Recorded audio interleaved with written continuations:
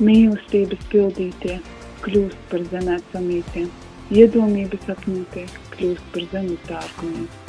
Tas laiks ir sen jau pagājis, kad Jēzus bija atnācis. Cilvēkiem tas aizmirsties, un Dieva vārds ir nomiris.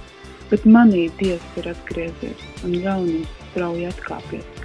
Es redzu tādus cilvēkus, kas vēlas pelnīt miljonus.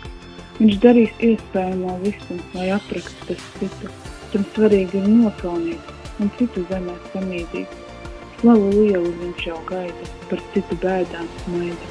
Tam karjera ir galvenā, ģimene lai paliek ēnā.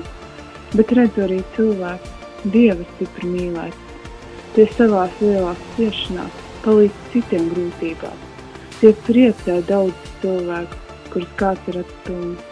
Tie paglābs visus slīkstošos, kas iekrituši lamatās.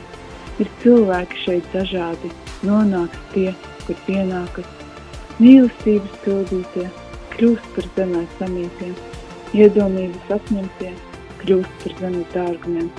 Mīlestības pildītie debesīs ir gaidīts, iedomības apņemtie savā slavā apraktie vēl var arī atgriezties pie mūsu Dieva patverties.